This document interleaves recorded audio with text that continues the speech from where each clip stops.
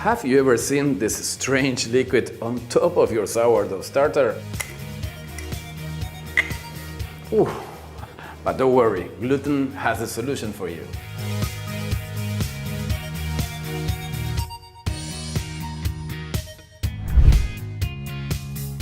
But what exactly is this liquid? When you don't feed your sourdough starter daily, sometimes you come up with this kind of liquid, which I told you is mostly acid. And if you know something about the gluten network, the acid is a #1 enemy. But why do I get this liquid? What is going on? As I told you before, it's all about feeding your sourdough starter.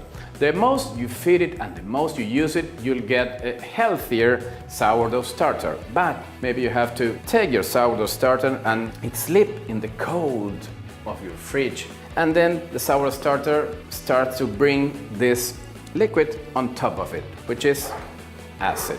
When you feed your sourdough starter with flour and water and give it some room temperature around 25 degrees Celsius, that's 77 degrees Fahrenheit, your sourdough starter comes back to life. It's like having a lot of food. So what does it do? It begins to ferment and produce CO2, which is gas. Your sourdough starter within 2 or 4 hours will start to rise. Maybe it will double in size or triple in size. And when the food is over, when they have eaten all the starches of the flour, what happens? Starter goes down, all the air goes away, and your sourdough starter begins to fall. But when you leave your sourdough starter like this, not feeding it again, because when it goes down, you need to feed it.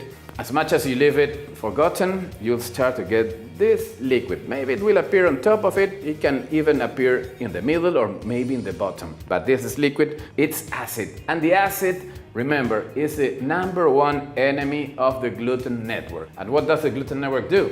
It's like the skeleton of your bread. If you don't have a skeleton, then you have a flat bread. Are you lost with all the sourdough bread recipes that you find on the internet? Would you like to learn all the tips and tricks to make your own sourdough bread at home? Then I have the solution. I have designed the perfect masterclass of sourdough bread just made for you. By clicking the link on the description, you will learn how to make and take care of your sourdough starter, how to knead, shape, ferment and bake your sourdough bread, how to use and read the baker's percentage, all the basic techniques to bake like a pro at home, and how to read and understand your dough. Don't miss out on it and click the link on the description right now. So gluten, what is the solution? Don't worry, this is a solution. We just need some more flour, water, a little bowl, spoon, and your mysterious sourdough starter. First, we need to get rid of this liquid, which, as I told you, is, mostly acid. Oof, but it's not that bad. Let's get rid first of all of this strange liquid and a little bit of the sourdough starter. I tried to discard half of it.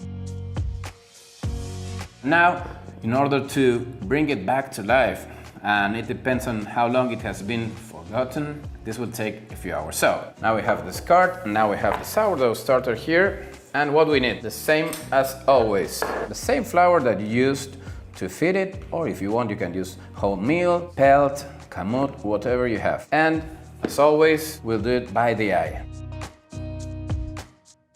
A few spoons of flour, maybe 2, 3, it's okay. Some tap water. We'll mix it and we'll be looking for a texture. I haven't weighed anything, no measures, nothing, just by the eye. If it's too liquid, then I'll add a little bit more of flour, like I need today. And if it's too stiff, I could add more water. The idea is I would mix it and bring it back to life. Also adding some air into this sourdough starter. And this is a texture that we're looking for. Not that liquid, not that stiff, it's just like a glue, maybe. This is a texture that we need to achieve our goal, to make this ferment again and to come back to life. And it depends on how long you left it forgotten in the fridge or wherever you left it. Maybe it will take 1 refreshment, 2, maybe 3. Maybe you can do this 1 day before. But it is really important before we start making bread to have it really active. So what we'll do now, I will cover it with this lid and leave it here at room temperature and wait till it comes back to life.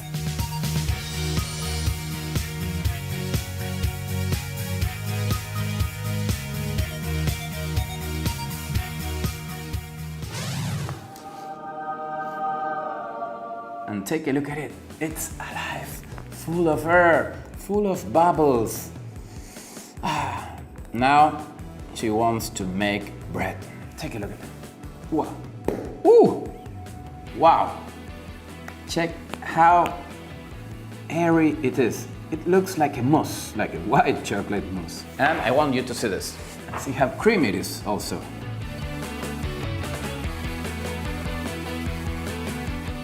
And what did we do? We just fed it with flour and water and a little bit of temperature. That's the secret. Always feed your sourdough starter on a daily basis. If you don't want to bake bread every day, keep it in the fridge. It's okay, because otherwise you'll end up with a jar like this of sourdough starter. But when you want to use it, please remove it out of the fridge, out of the cold, and feed it maybe once, twice, 3 times. Give it some temperature and you get it like this, ready to start baking bread. It is very important that your sourdough starter looks like this, full of activity, full of air, full of health. Okay, so I hope you have enjoyed this new gluten tip and have your sourdough starter happy as mine. That's all. Start baking and I'll see you in the next video. I hope you have enjoyed this video. And if you want to learn more about sourdough bread and sourdough starter, I encourage you to check the link on the description. And remember, this masterclass was specially designed for you.